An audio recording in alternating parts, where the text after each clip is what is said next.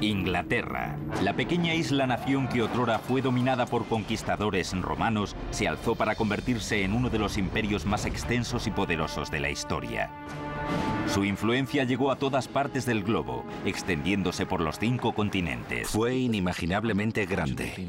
La tecnología, la innovación y la ambición. Estas fueron las herramientas que levantaron este enorme imperio y crearon la formidable Armada Británica, una fuerza motriz que dominó los océanos del mundo. La Marina Real es como el Microsoft del sistema global del siglo XVIII y XIX. Está por todas partes. El Imperio Británico construyó enormes símbolos de supremacía que todavía hoy en día siguen inspirándonos respeto.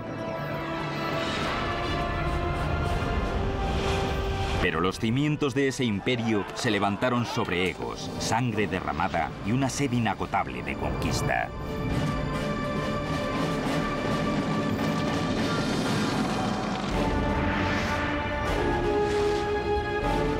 La construcción de un imperio. Gran Bretaña. Año 410 de nuestra era. El imperio más poderoso que el mundo ha conocido está siendo atacado. Desde los confines de las islas británicas, las otrora poderosas legiones romanas se baten en retirada hacia la costa. Dejan tras de sí un vacío militar y político. Por primera vez después de más de 400 años, la vulnerable isla de Britania debe valerse por sí misma. Era el final de un imperio y el comienzo de otro. El sol nunca se pone en el Imperio Británico. Llevo toda mi vida oyendo esas palabras desde que era pequeño. Incluso aunque nunca viví en Inglaterra y ese imperio hacía mucho tiempo que había desaparecido. Hola, me llamo Peter Wheeler. En su época de máximo esplendor, el Imperio Británico abarcaba casi un cuarto de la masa terrestre de la Tierra, unos 36.260.000 kilómetros cuadrados. Si lo piensan un momento, una extensión pasmosa. Pero, ¿cómo llegó una isla que estaba al medio del Atlántico Norte a convertirse en un imperio tan monstruoso? Bueno, a principios del año 400 de nuestra era, mientras esos ciudadanos romanos huían de una posible masacre a manos de los vikingos, los jutos, los anglos y los sajones, algunos de estos maleantes y saqueadores, decidieron quedarse. Tal vez les gustara el clima benigno de la isla. Y tras varios siglos se organizaron y surgió una especie de identidad anglosajona. Pero con la muerte del último rey sajón de verdad, Eduardo el Confesor, quedó la puerta abierta para que entrara otro pueblo, los normandos, que esencialmente eran descendientes de los vikingos que se habían asentado en el norte de Francia. Y en la batalla de Hastings, en 1066, los normandos hicieron precisamente eso, conquistaron Inglaterra al mando de un hombre llamado Guillermo, que hoy en día llamamos Guillermo el Conquistador. Guillermo, un hombre sediento de poder, no se detendría ante nada hasta convertirse en rey de Inglaterra. Para conquistar otro país como Inglaterra no se podía ser una persona amable o sensible. Había que ser un dirigente muy fuerte y eso es lo que era. Era un hombre brutal. En 1066, Guillermo movió ficha. Reunió un ejército de normandos y desembarcó por sorpresa en las costas de Inglaterra. Durante varias horas sangrientas, sus huestes pelearon ferozmente con las del rey Haroldo cerca de la ciudad costera de Hastings. Al anochecer, con un solo ataque, Guillermo había conquistado Inglaterra. A continuación, tomó prestado un capítulo de la historia romana y lanzó una serie extraordinaria de proyectos de construcción que transformaría el paisaje inglés. Se impone en Inglaterra y se dedica a construir castillos por todas partes. Ahora bien, cuando vemos algún castillo solemos pensar, qué bonito, ¿verdad? Pero el castillo normando no es bonito, es un mazacote que se alza imponente sobre tu ciudad y que está ahí para recordarte que ahora estás bajo nuestro yugo. Y el más grande que construye es la Torre de Londres. Guillermo quería que la Torre de Londres intimidara. Eligió un antiguo emplazamiento romano a orillas del río Támesis. La nueva torre se construiría sobre ese antiguo asentamiento romano y se aprovecharía del legado de poder y gloria de estos. El complejo incluiría una muralla defensiva que rodeara una imponente torre de más de 27 metros de altura. Sería la fortaleza más grande de Inglaterra. Ciertamente se construyó para asustar a la gente, para decir, este país es mío, no pienso irme de aquí, me voy a quedar y que nadie piense que van a poder echarme.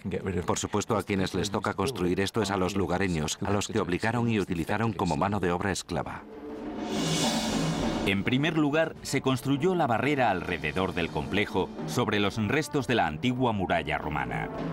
En la cara norte y oeste, donde no había restos romanos, se cavaron zanjas y se levantó una empalizada de estacas de madera. Una vez hecho esto, se pasó a la construcción de la gigantesca torre. Durante 700 años, en Inglaterra se había construido fundamentalmente con madera. Ahora, Guillermo y los normandos volvían a traer a Inglaterra las maravillosas técnicas de ingeniería romanas.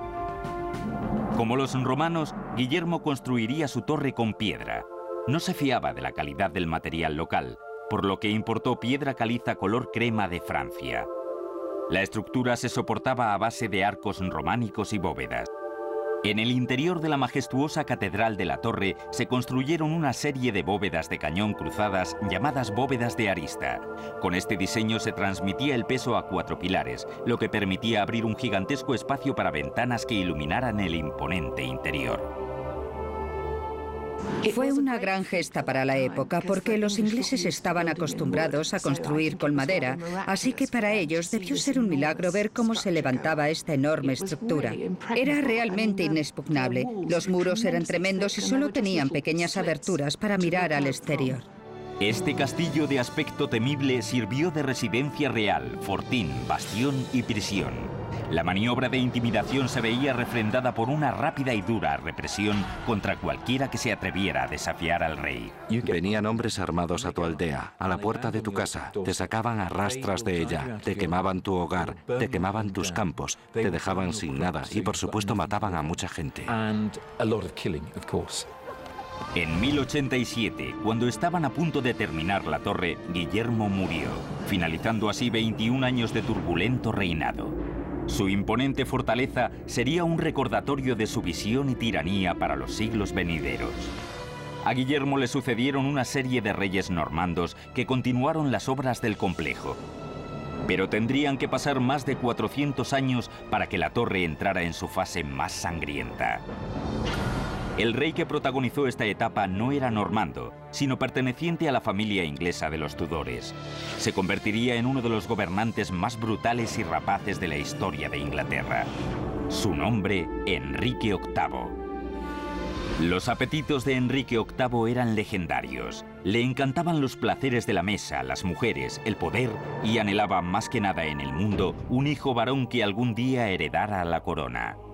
La mejor manera de cumplir con tu deber y tu destino como rey es producir una línea segura de herederos masculinos. Y si nos fijamos en los cuadros de los hombres Tudor, siempre están de pie con las piernas separadas y las manos en las caderas y con esas enormes coquillas que no están ahí por casualidad, sino para decir, soy viril, fijaos en mí, puedo producir una familia. De manera que un hijo es un signo de virilidad. Cuando su primera mujer, Catalina de Aragón, no pudo darle un hijo, Enrique puso sus miras en una de las damas de honor de la reina, la atractiva Ana Bolena. Se enamora perdidamente y el deseo lo domina totalmente, y con razón, porque Ana Bolena era una dama muy sexy, y ella lo sabe. Solo hay un problema, cómo deshacerse de la mujer. Aparte de asesinarla, claro está, y la respuesta es divorciarse de ella. Al negarse el Papa a concederle el divorcio, Enrique VIII montó en cólera. Si no podía controlar la religión de su país, simplemente la sustituiría por otra. Con una audacia sin límites cortó todos los lazos con Roma y se nombró a sí mismo jefe de la nueva Iglesia de Inglaterra. Ahora tenía absoluto control sobre su nación. Se divorció de Catalina y convirtió a Ana Bolena en su reina. Sin embargo, al no lograr darle un hijo varón, de pronto se encontró con una acusación de adulterio pendiente sobre ella. La acusación intenta hacer el mayor daño posible. No solo ha tenido un amante, sino que ha tenido y tiene montones de amantes. Se han organizado orgías en el palacio. Y Enrique elige creer todo esto. Enrique ordenó el arresto y confinamiento de la reina en la Torre de Londres. El edificio había sido ampliado y ahora ocupaba 7 hectáreas con una impenetrable fachada. La empalizada de madera había sido sustituida y ampliada con un grueso muro de piedra. Una serie de torres reforzaban su resistencia y estabilidad. Dentro de la muralla exterior se construyó una segunda muralla para reforzar la fortificación. Alrededor del perímetro de la muralla se excavó un foso que se llenó de agua. Con estas defensas añadidas, el complejo de la torre era virtualmente inconquistable. Bajo el implacable reinado de Enrique VIII, la fortaleza se convirtió en el escenario de una orgía de violencia, una notoria prisión, una mazmorra y un cadalso para muchos enemigos. Y aquí era donde Ana Bolena esperaba su destino, morir decapitada. Decapitar a una persona con un hacha era una forma bastante horrible de morir, porque no era raro que el hacha no hiciera su trabajo de un solo golpe. Lo que el rey hace con Ana Bolena es decirle, para ti, cariño, lo mejor. Y en lugar de decapitarla con un hacha, ordena que se la ejecute con una espada. El 19 de mayo de 1536, Ana Bolena fue conducida a un patio privado del complejo de la torre. Con un rápido golpe, los problemas de Enrique se resolvían. Pero el anhelo por ese hijo varón era solo una parte de una misión más ambiciosa. Desde el comienzo de su reinado, Enrique VIII codiciaba un sueño de gloria suprema: transformar Inglaterra en un imperio. La idea de un reino que se extendiera por toda Europa y más allá siempre estuvo en la mente de Enrique VIII. Su verdadera visión, su sueño, su verdadero apetito era dominar y crear un imperio. Pero en el camino hacia el imperio, Enrique VIII iba a chocar de frente con Francia y España, las dos superpotencias reinantes en Europa. Su plan de ataque consistiría en llenar los mares con armas flotantes de destrucción masiva.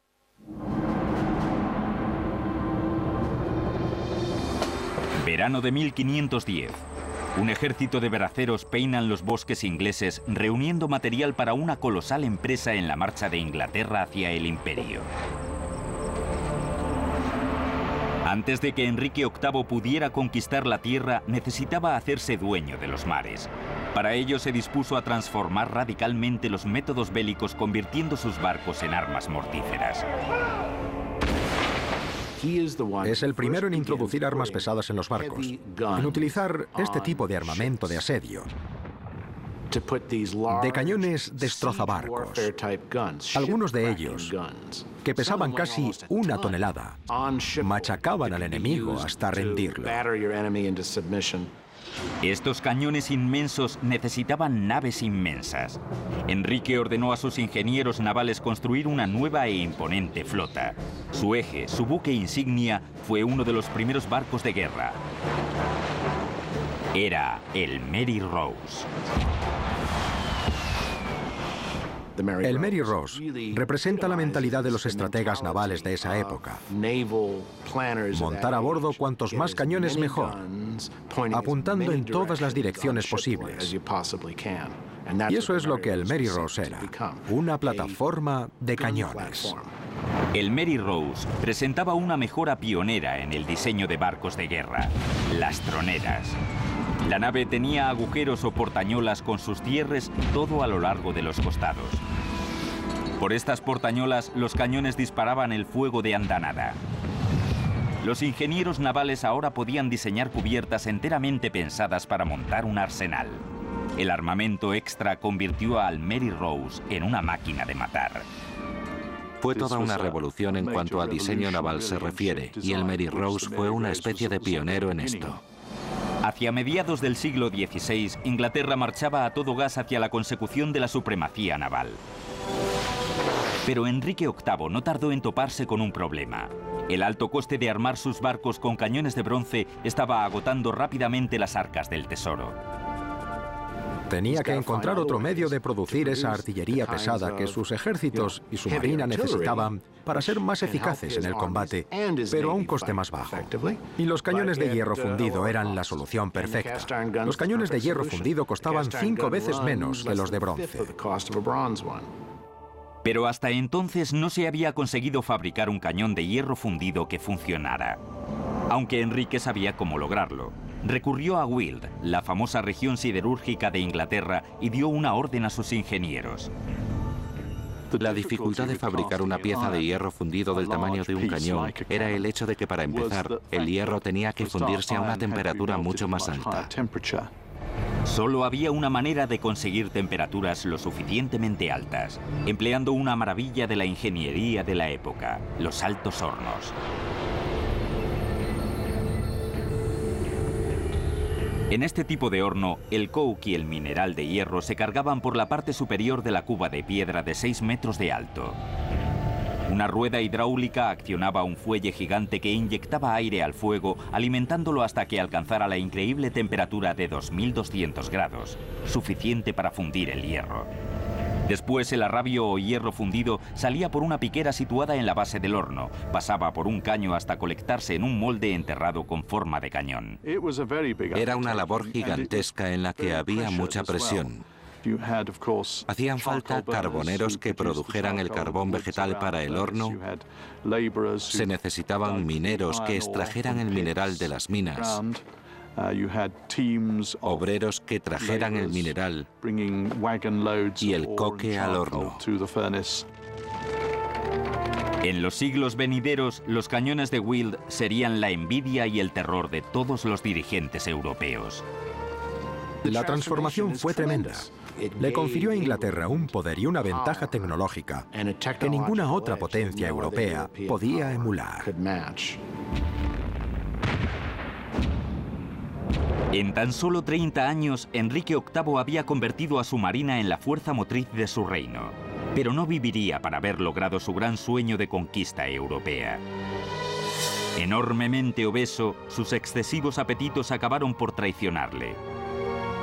Murió en enero de 1547 y dejó un legado de violencia e innovación que ha sobrevivido al paso del tiempo. Durante su reinado quedó sembrada la semilla que finalmente germinaría, dando origen a un imperio poderosísimo. Con la creación de una marina, con la creación del concepto de nación, Enrique VIII sentó muy bien las bases para formar un imperio, una presencia imperial en el mundo. Apoyándose en su creciente poderío naval, el Imperio de Inglaterra se expandió durante los 150 años siguientes por medio de la colonización y la conquista. Hacia mediados del siglo XVIII, Gran Bretaña controlaba territorios en la India, África, las Indias Occidentales y la mayor parte de Norteamérica. No obstante, dos amenazas serias a este floreciente imperio surgieron en el horizonte, y el rey que tendría que enfrentarse a ellas, Jorge III, también luchaba contra sus propios demonios. Siempre se ha hablado de su locura. De hecho, tenía una enfermedad física que le había afectado al cerebro. Los primeros brotes de locura del rey comenzaron en 1788, 7 años después de sufrir un tremendo revés. Un pequeño territorio en la otra punta del mundo había derrotado al poderoso Imperio Británico en una guerra de independencia. Se llamaba Estados Unidos. Cuando las tropas británicas se marchan de Yorktown, cuando se rinden, marchan al son de una melodía llamada El mundo se ha vuelto del revés. Y eso es precisamente lo que parece. El mundo se ha vuelto del revés. El mundo se ha vuelto loco cuando los rebeldes ganan. Durante la década siguiente, el mundo de Jorge III fue hundiéndose lentamente a sus pies. En 1804, otra amenaza ponía al rey y a su imperio al borde del abismo. El emperador francés Napoleón Bonaparte. A principios del siglo XIX, el tirano conquistador estaba logrando rápidamente el control de Europa. Inglaterra era su último obstáculo para alcanzar la supremacía en el continente. Era una amenaza tan grande como lo fueron los nazis durante la Segunda Guerra Mundial. Estaba reuniendo un ejército enorme para invadir las islas británicas. Con su marina real, Inglaterra se había convertido en una potencia naval. En 1805 se enfrentaba a la amenaza de una invasión de Napoleón en la decisiva batalla de Trafalgar.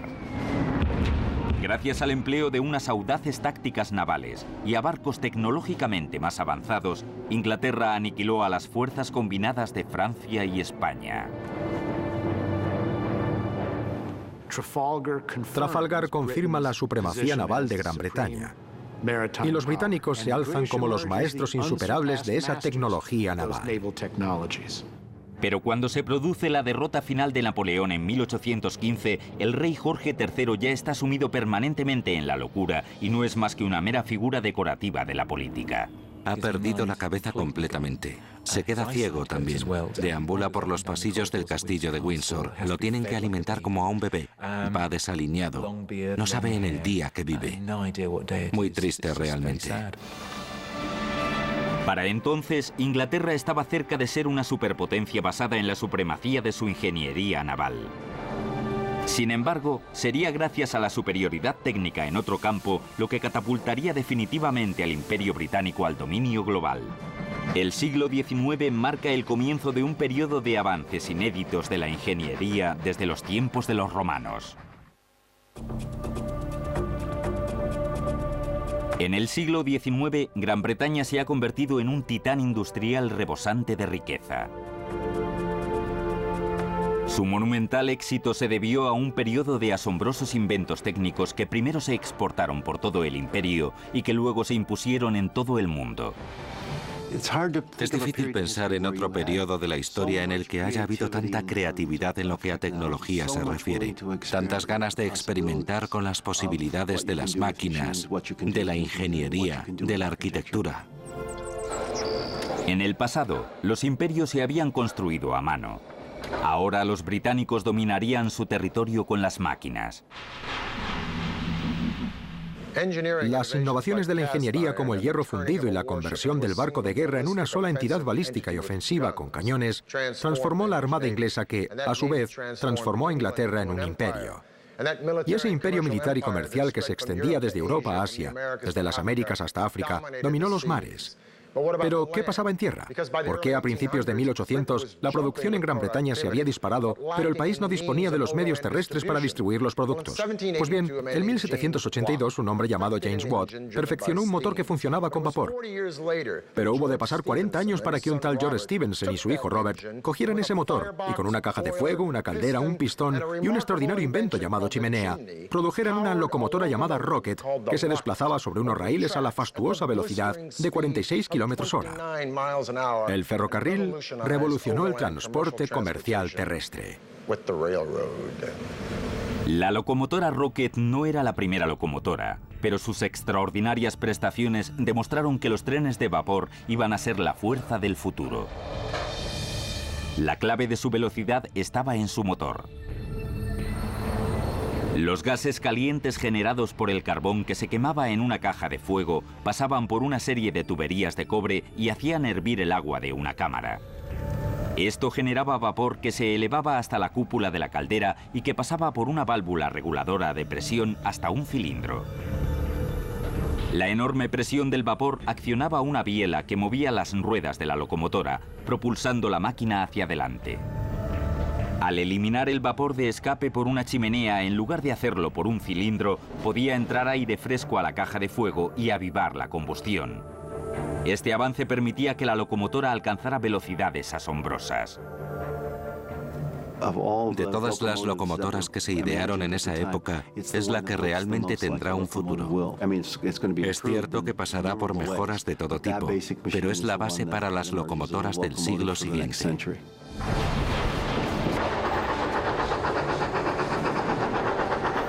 Había dado comienzo la carrera del ferrocarril por toda Gran Bretaña. Y en 1833, un brillante y desenvuelto ingeniero se hizo famoso al entrar en el juego ferroviario. Se llamaba Isambard Kingdom Brunel.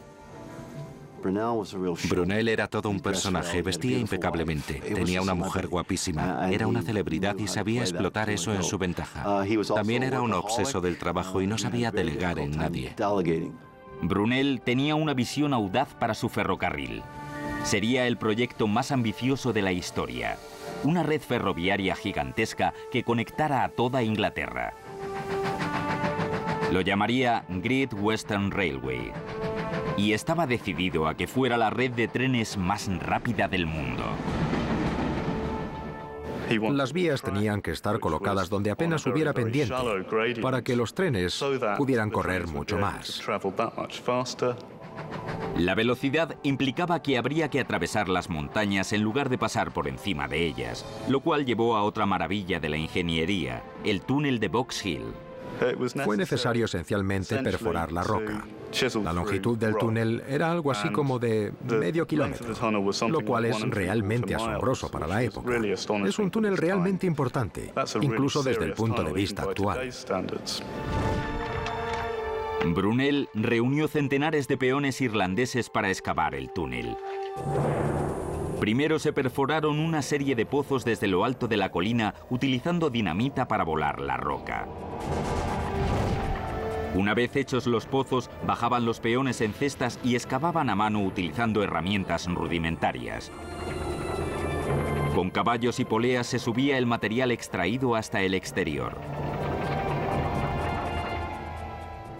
Fue un proceso lento, penoso y a veces bastante peligroso. Y por supuesto hubo muertos en la construcción del túnel de Box Hill. Había mucho polvo, mucha suciedad. Y por supuesto cuando se producían las explosiones estaba el riesgo del material despedido. Después de 4 años de obras en las que perecieron más de 100 personas, el túnel de Box Hill estaba concluido. En 1841, por fin se inauguraba la Great Western Railway. En la actualidad, los trenes siguen pasando por el túnel de Box Hill.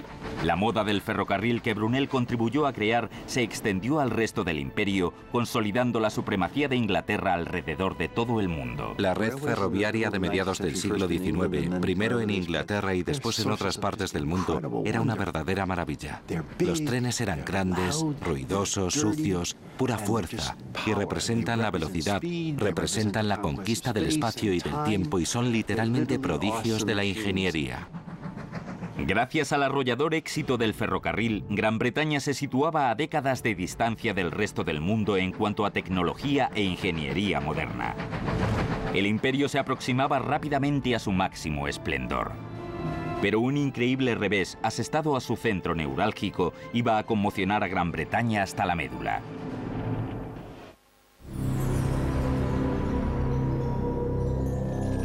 Octubre de 1834. En medio de la noche londinense, un violento incendio se propaga hasta alcanzar el mismísimo corazón del Imperio Británico, el Palacio de Westminster. Durante siglos, este complejo de edificios había sido el centro de mando del poder británico y un imponente símbolo de su fortaleza. Mientras las llamas convertían al palacio en un infierno, miles de personas miraban angustiadas y horrorizadas, preguntándose qué iba a ser ahora de su poderoso gobierno.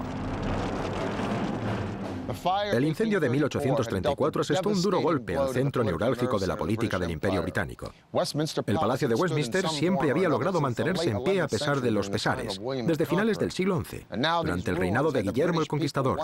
Y ahora, viendo las ruinas, muchos británicos se preguntaban si el Parlamento volvería a reunirse de nuevo en este lugar, si el Parlamento volvería a reunirse y votar en estos magníficos edificios que habían visto nacer los procesos políticos modernos.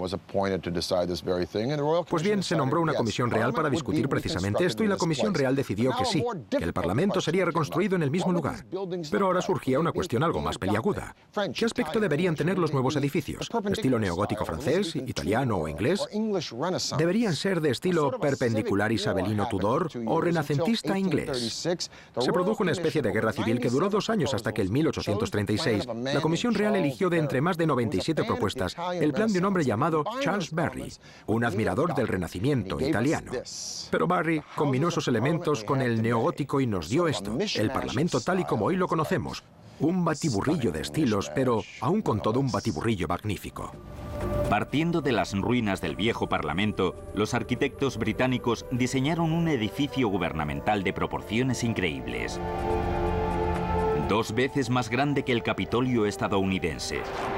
El palacio, para el que se eligió un tipo de piedra caliza de color arena llamada Anston, ocuparía una extensión de 3,2 hectáreas de terreno y contaría con altísimas torres de hasta 100 metros de altura. Se decidió que una de esas gigantescas estructuras fuera la torre para un gran reloj, el que hoy conocemos como Big Ben.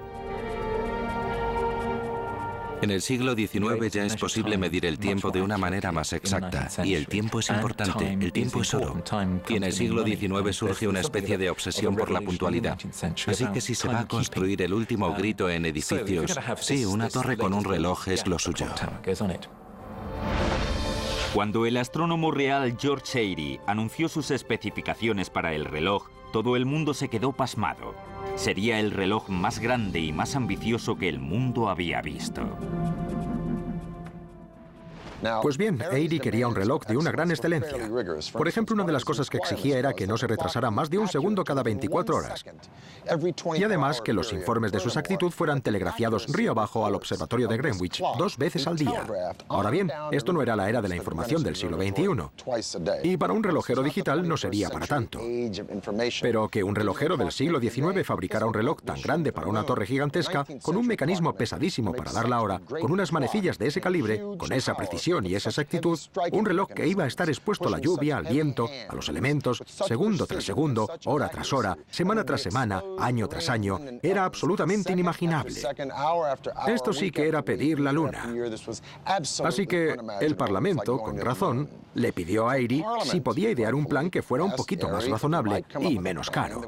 Pero Airy fue inflexible, y así el reloj que hoy conocemos erróneamente como Big Ben, ya que ese es el nombre de la campana, se convirtió en un estándar para calcular el tiempo de todas partes del mundo.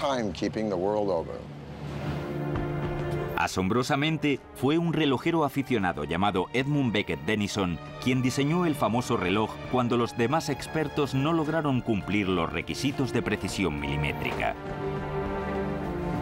Como todos los relojes de este tipo, el de Denison funcionaría por medio de un mecanismo de pesas, engranajes y un péndulo. Pero lo más innovador del diseño del Big Ben consistía en un sistema que protegía al péndulo de las fuerzas exteriores. Dos brazos de metal controlan una rueda en forma de estrella de 3 puntas que gira una muesca cuando el péndulo bate los segundos. Esto regula el movimiento del reloj. Cuando la lluvia o la nieve se acumula en las manecillas, los brazos aíslan el péndulo que sigue oscilando sin que le afecte el peso extra.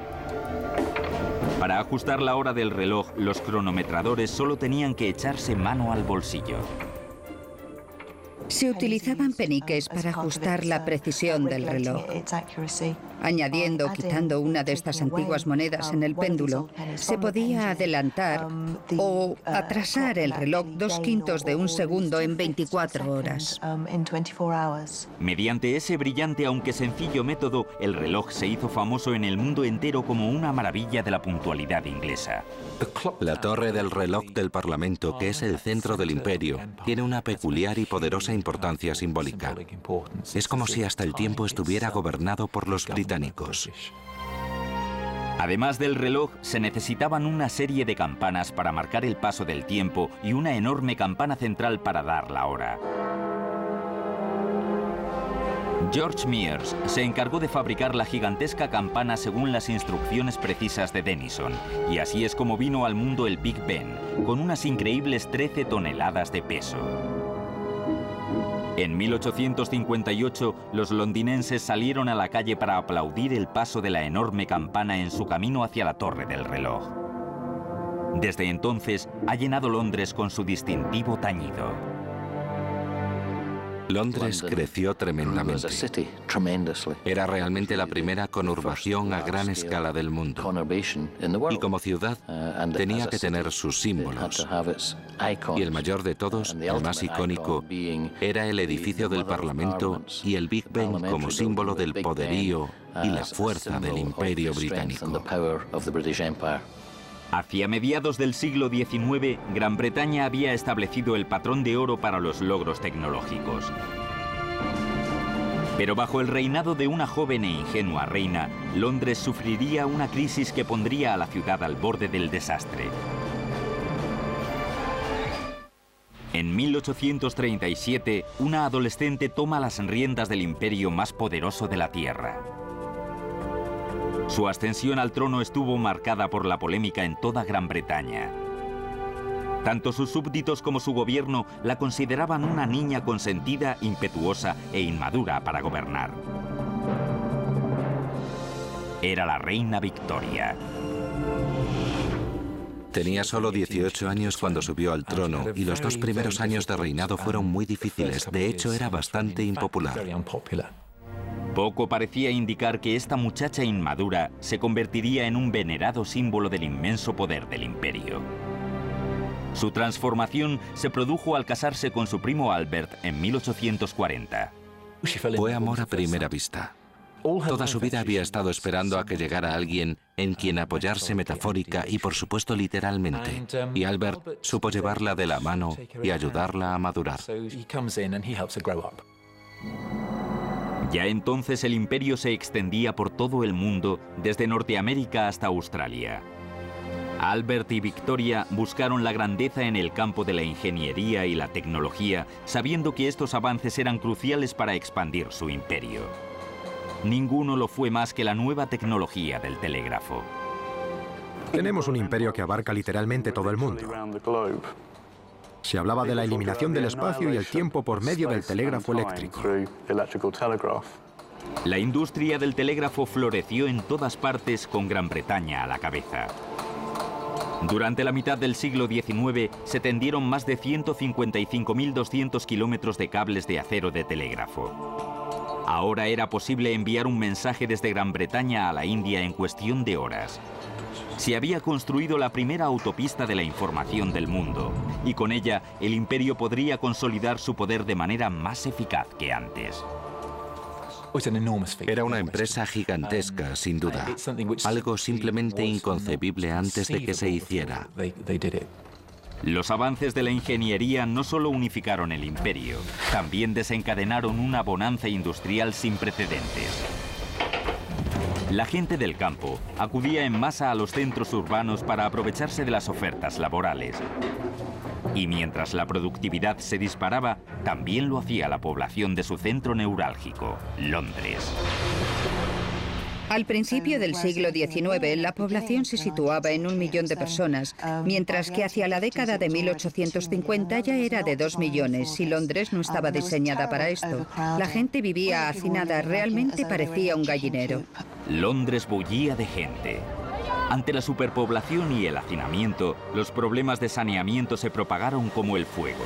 La basura acababa en las alcantarillas, que eran solo canales para la lluvia, y las aguas fecales sin tratar vertían directamente en el Támesis. La situación era propicia para el desastre.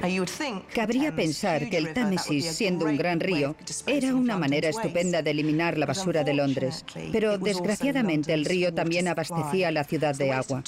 Los 2 millones de personas que arrojaban al río su basura eran las personas que luego se bebían ese agua. 1848. Se produce la catástrofe. Una epidemia de cólera barre la congestionada ciudad, matando a más de 14.000 personas. 3 años después se produce otro brote epidémico con el resultado de otras 10.000 víctimas más. Los cementerios se llenaron de cadáveres. La ciudad más avanzada del mundo se enfrentaba a una situación que no se conocía desde la epidemia de peste de la Edad Media. En cuestión de 30 años, habían muerto más de 30.000 londinenses a causa del cólera, porque la enfermedad se transmitía por el suministro de agua contaminada. Era abrumador. Había que hacer algo. Inglaterra recurrió a un ingeniero llamado Joseph Bazalgette. Su solución iba a revolucionar la planificación urbanística. Bazalgette y 1.000 obreros construirían el sistema de alcantarillado más moderno hasta la fecha. El innovador plan de este ingeniero consistía en instalar unas cloacas gigantes a ambos lados del Támesis que corrieran en paralelo con el río. En estas 2 alcantarillas verterían sus aguas residuales más de 2.080 kilómetros de alcantarillado existente, desviando y alejando los residuos del río. La genialidad del sistema estriba en que se utilizó la gravedad siempre que fue posible para mover las aguas negras fuera de Londres, es decir, las alcantarillas se construyeron en pendiente. Allí donde la gravedad no era suficiente para llevarse el agua, Bazalgette construyó estaciones de bombeo. Enormes motores de vapor elevaban las aguas residuales hasta que la gravedad pudiera imponerse de nuevo. Las alcantarillas conducían los residuos hasta 2 puntos de vertido donde se colectaban hasta que la marea alta pudiera disponer de ellos de manera natural. El sistema de alcantarillado realmente fue una de las maravillas del siglo XIX. Se emplearon 300 millones de ladrillos. Se removieron cantidades ingentes de tierra. Fue una tarea colosal, brillante y asombrosa. Esta extraordinaria hazaña de la ingeniería transformó Londres en la primera relumbrante metrópolis moderna. Las ciudades de toda Europa estudiaron sus diseños llenas de admiración. Pero la epidemia no sería la última crisis del reino de Victoria. Si leen Tiempos difíciles de Oliver Twist o David Copperfield o cualquiera de las obras geniales de Charles Dickens, se harán una idea de la increíble superpoblación de Londres en el siglo XIX. Y algunas de las secuelas de este horror fue el demencial volumen de tráfico que soportaba la ciudad, el caos de los peatones, los caballos, los coches, los carros que transportaban de todo, desde heno hasta materiales pesados. El tráfico del sur solamente atascaba el puente de Londres de tal manera que la ciudad se estaba asfixiando en su propia prosperidad. Londres necesitaba otro puente, pero un puente tradicional impediría el acceso al puerto de los grandes barcos mercantes que subían por el río. No, lo que Londres necesitaba era un puente levadizo como ese de ahí. El puente levadizo sería el más grande y sofisticado de su clase. Se llamaría Tower Bridge.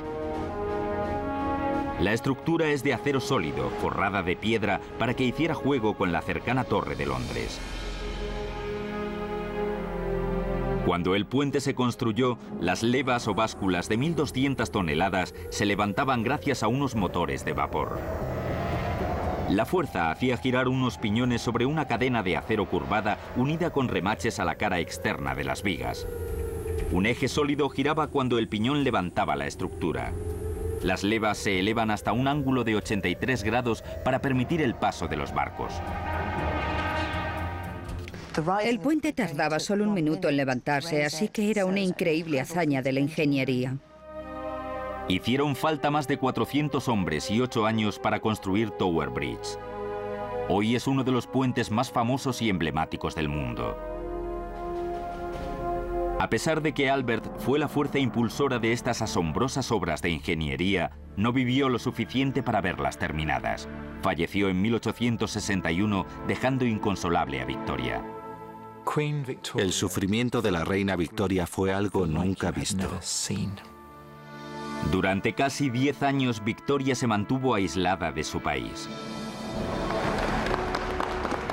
Pero cuando por fin reasumió la vida pública, lo hizo más fuerte y poderosa que nunca. La adolescente inmadura se había convertido en una gobernante de la era moderna que merecía ocupar su puesto entre los dirigentes del Imperio Británico. Por todo el mundo se erigen estatuas de la reina Victoria. Por todo el mundo hay enormes celebraciones y en muchos casos también participan los pueblos colonizados. Se convierte en una figura muy querida. Victoria pasó a ser un símbolo del esplendor y el poderío del imperio. Su reinado marcaría el punto culminante del poder británico en el mundo. El imperio ahora tenía posesiones en todos los continentes principales y más de 400 millones de súbditos. Ningún otro país podía rivalizar con su inmenso poder.